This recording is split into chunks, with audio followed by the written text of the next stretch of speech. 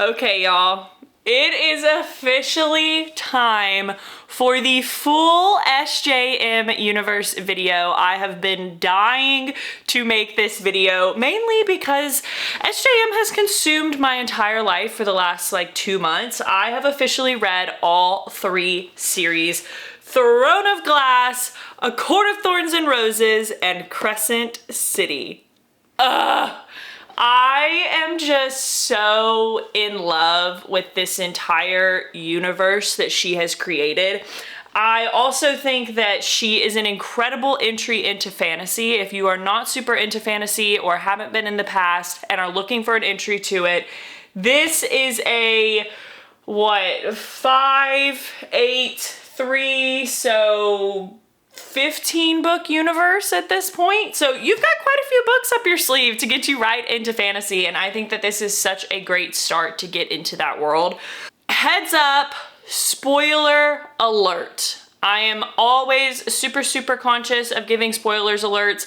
There is no way that I can talk about all 3 of these books without spoiling anything that happens in them. So go ahead and be forewarned. Spoiler alert. If you do not want any spoilers on all 3 of these series, if you do not want to know what happens, if you don't want to know about characters, don't watch, okay? But I hope that you do, because this is a video I am really excited to make. If you have not watched already, I have released a Throne of Glass review, a Court of Thorns and Roses review, a Crescent City review, an ACOTAR and Throne of Glass comparison. I've talked about it a lot, okay? And this is a video I'm most excited for. So let's jump right in. All right, so when we talk about all 3 of these series, let's talk about my favorite and my least favorite. All right, so my favorite is definitely ACOTAR. It's definitely ACOTAR, and I'll tell you why. I love that it's not done yet, and there are so many things that she could do with how this series is going to move forward. But I just think that this series has it all. I think it has it all. I think it's incredible from the first book. I think every book is great. I think that the main storyline and the supporting storylines are incredible. I mean, I just cannot get enough of Feyre and Rhys. I ended up really loving the Nesta and Cassian storyline. I just think that this series is so good. It's got incredible action, it's got incredible storylines, it's got multiple great romances. The smut is top tier. I just really love this series. My least favorite series of the 3, it's a hard choice. I mean, I really did love them all. But I will say that my least favorite is Crescent City.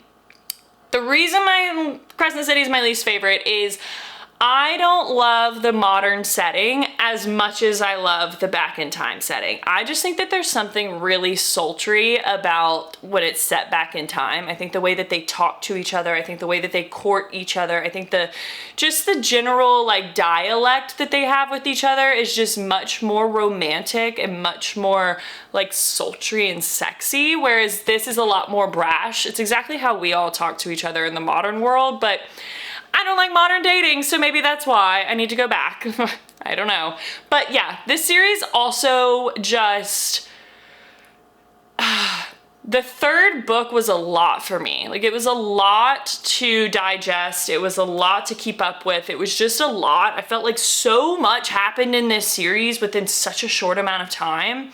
My favorite part about Crescent City, though, I will say, is obviously the crossover. The crossover between Crescent City and ACOTAR is one of the most exciting things that I have read in a really long time. One, because I made sure that I did not spoil this series for myself. I made sure that TikTok did not spoil it for me. I made sure that YouTube did not spoil it for me. I made sure that my friends did not spoil it for me. I had no idea that the crossover was going to happen in Crescent City. And it got me so hype and so excited. When book 2 of Crescent City ended, I literally yelled. I was so excited that crossover happened. And honestly, it just gets me really pumped for what she's gonna do in ACOTAR 6. I'm really excited to see how she starts to weave all of these worlds together, even more so than she did in Crescent City. So obviously I loved that part of Crescent City. I just have such a soft spot in my heart for A Court of Thorns and Roses. I also really loved Throne of Glass. There's nothing wrong with Throne of Glass. I just think that Throne of Glass was a really slow start for me. It took me 3, almost 4 books to really be into Throne of Glass, and really just for that reason alone is the reason it's not my favorite series out of all 3. A Court of Thorns and Roses I thought was phenomenal from book 1. I was so into it, I was so invested, I was hooked. Throne of Glass, like I said, it was a slow burn for me in the beginning, but it ended up being absolutely incredible. So let's talk about my favorite characters, okay? So my favorite female lead is definitely Elaine in Throne of Glass. She is just so badass. I love everything about her character. I love her character development. I love how her power develops. I love how she turns into herself from Selena to Elaine. Like, I just think there's such incredible character development there. But I love that she's never a damsel in distress. It's my least favorite thing about Feyre in A Court of Thorns and Roses is that she's just a little whiny in the beginning. She's not as badass. She can't always take care of herself. Like, yes, that's part of her character development, and it is such a great character development, but that is why Elaine is, like, by far my favorite female lead, followed up by Bryce, of course, because Bryce is also a badass female lead, and I really liked her as well. My favorite male lead, oh, this was a tough one because the men in all of these series are just freaking incredible. I mean, they are strong, they are loving, they are dominant, so good. But my favorite, without a shadow of a doubt, is Rhys. I am so obsessed with Rhysand. Like I said in my Crescent City video, I have a thing for men with wings.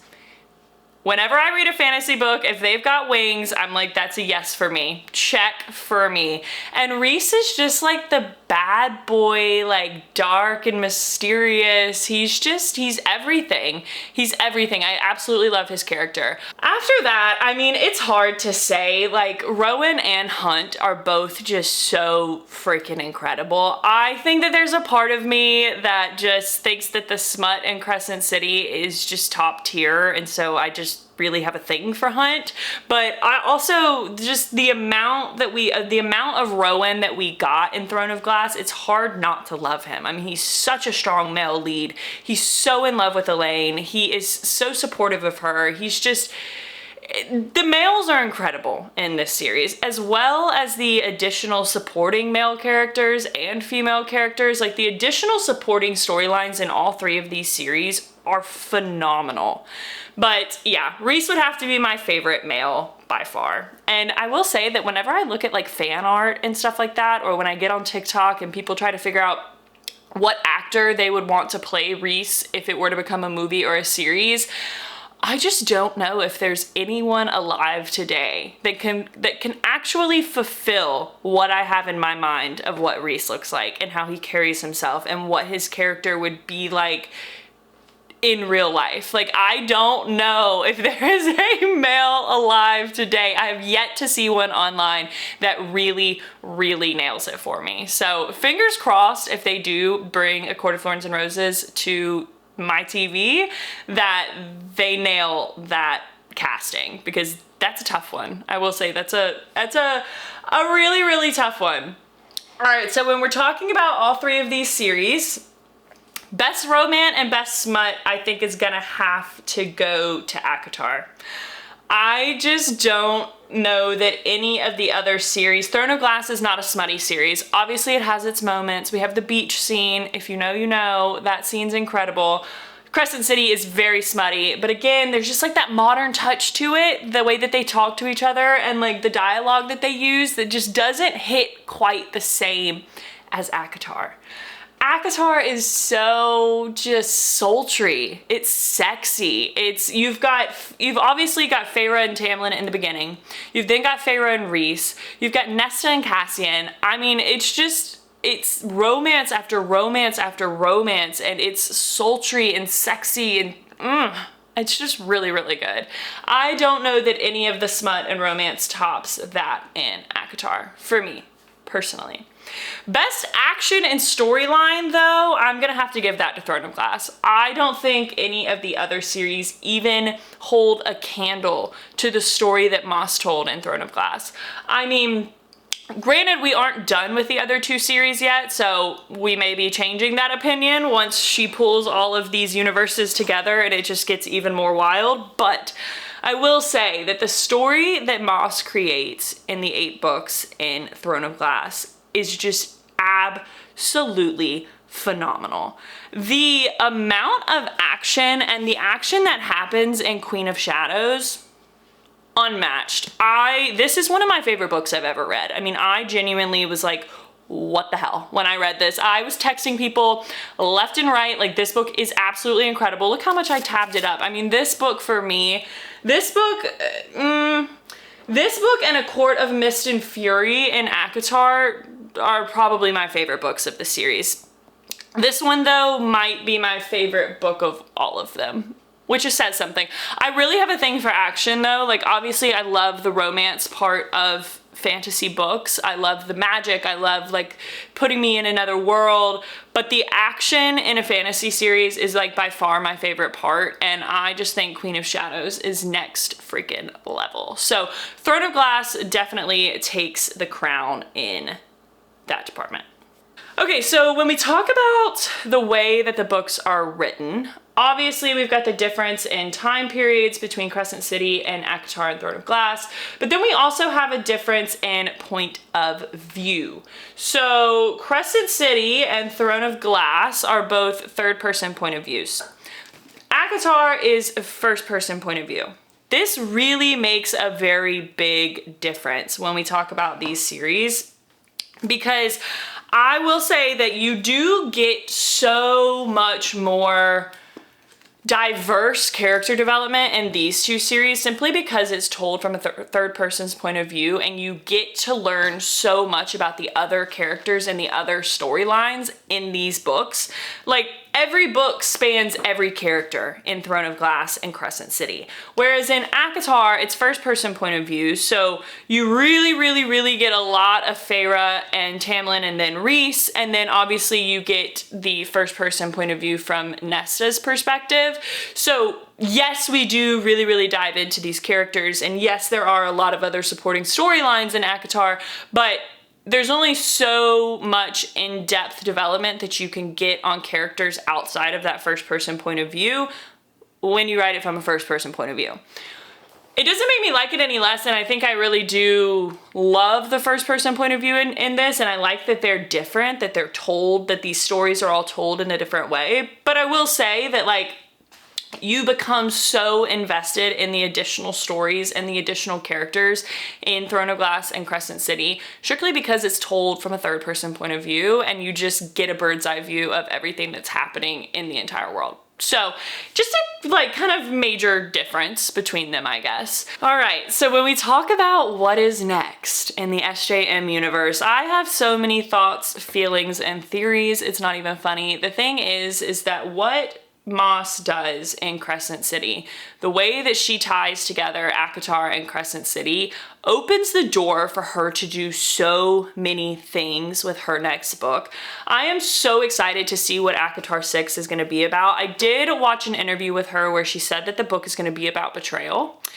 I have a really big feeling that that is going to be pertaining to Moore.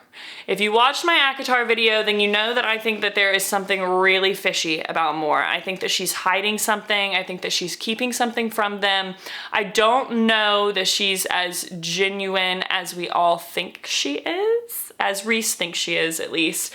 And so on the heels of Maas saying that ACOTAR 6 is going to be a book about betrayal, I have a feeling that that is going to surround Moore. I will say, though, that I think that the point of view of the book may be Elaine and Azriel, or Elaine and Tamlin. I think it might have something to do, I think it'll be, I don't know. I don't know if it's going to be told from Elaine's point of view and she's going to like be going back and forth between Azriel and Tamlin. I don't know if it's going to be told from Azriel's point of view and we're really going to get to know him. She obviously introduces Azrael a lot in Crescent City, the third book. So I don't know if maybe that's her setting us up for a book about Azrael, which I would love. I would absolutely love a book about him. He is definitely a in the shadows, no pun intended, character right now. We just don't know so much about him. And so I would really, really like a book about him. But I am really excited to see if and or how she ties in Crescent City or Throne of Glass into the next ACOTAR book, and then what she continues to do from there. I personally would love for her to bring all 3 series together at some point for an entire SJM universe, like tie the bow on it. Supposedly Throne of Glass is done, and like, yes, the way that the series ends, it could end like that for sure. She wrote it like it could end.